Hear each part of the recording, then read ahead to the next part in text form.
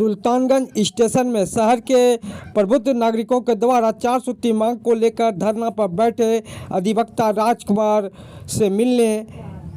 महागठबंधन के नेता सह सांसद प्रतिनिधि पवन किसान, राजद नगर अध्यक्ष अफरोज आलम, राजद नेता दिलीप कुमार गुप्ता स्टेशन पहुंचकर धरना पर बैठे अधिवक्ता राजकुमार गुड्डू से मुलाकात कर धरना का समर्थन देते हुए क्या कहा, देखें तमाम रिपोर्ट।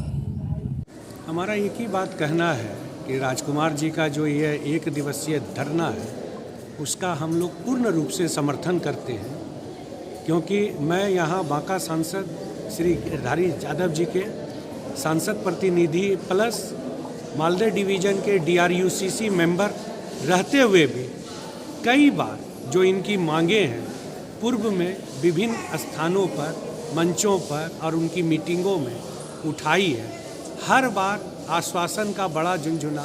पकड़ा दिया जाता है कि आपकी मांग पर विचार करके जल्द से जल्द कार्रवाई की जाएगी, और यही झुनझुना कहीं ना कहीं रेलवे माननीय सांसद महोदय को भी पकड़ा देते हैं कि आपकी मांगों पर विचार करके जल्द ही जो है कार्रवाई की जाएगी। विगत 4 साल बीतने को है, माननीय सांसद महोदय कई बिंदुओं पर रेलवे बोर्ड, रेलवे अधिकारी, जनरल अधिकारी, मालदह डिवीज़न के अधिकारियों से बात करते हैं, मांग रखते हैं, उन्हें सारी वस्तु स्थितियों से अवगत कराते हैं, पर नतीजा कुछ नहीं निकलता है। ऐसे में कहीं ना कहीं यदि अभी कुछ दिन पहले ही सुल्तानगंज को अमृत भारत स्टेशन योजना में शामिल किया गया है, आप स्टेशन को खूब चमका दीजिए, यहाँ फर्श में मार्बल की जगह सोने की प्लेटें लगवा दीजिए, पर जब ट्रेनें ही नहीं रुकेंगी तो यात्री को ऐसे स्टेशन को केवल देखने का पैसा दे देना होगा कि सुविधा भी पानी होगी।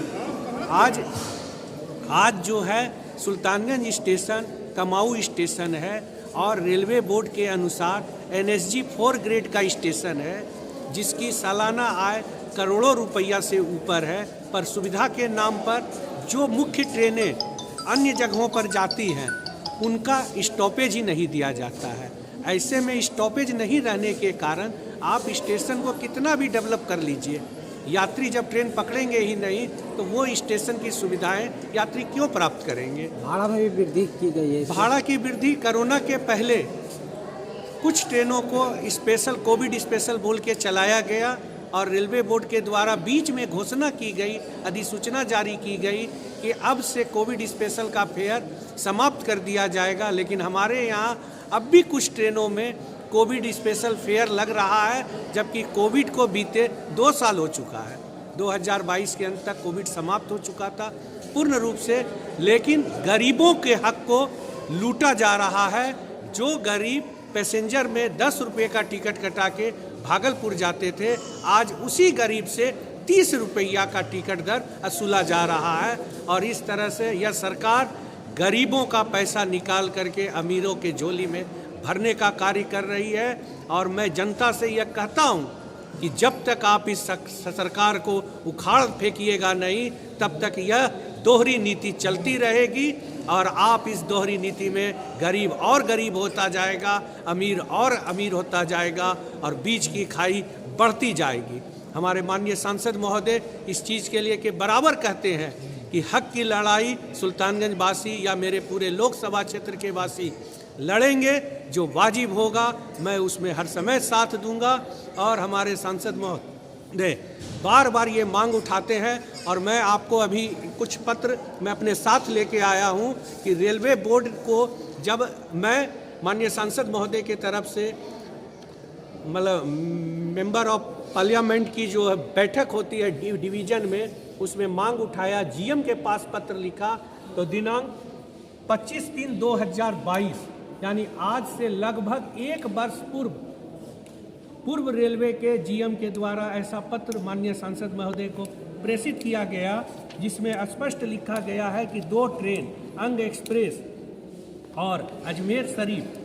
अंग एक्सप्रेस और देवघर अगरतला, ये 2 ट्रेन के ठहराव के लेके रेलवे बोर्ड को पत्र लिख दिया गया है, और जल्द से जल्द यह ठहराव हो जाएगा। लेकिन आप इस पत्र की कॉपी देख सकते हैं, मेरे हाथ में है। और उस पत्र को लिखे लगभग 1 वर्ष से ऊपर हो गया है। उस दोनों ट्रेन के ठहराव पर अभी तक रेलवे बोर्ड ने कोई कार्रवाई नहीं की है, जबकि आसपास के क्षेत्र के लोगों को नई नई ट्रेनें की सुविधाएं मिल रही हैं और हमारा ट्रेन जो कमाऊ है, स्टेशन कमाऊ है, उसको कोई सुविधा नहीं मिल रही है। अमृत भारत स्टेशन में ऐसा अमृत पिलाइए कि आप ऐसे शिथिल हो जाएं कि आप हिल ना सकते हैं, ना डोल सकते हैं। इसके लिए जो है आंदोलन की बात भी कही गई है 15 दिनों के अंदर। कोई भी गैर कानूनी और असंवैधानिक आंदोलन को हम लोग कभी सपोर्ट नहीं करेंगे,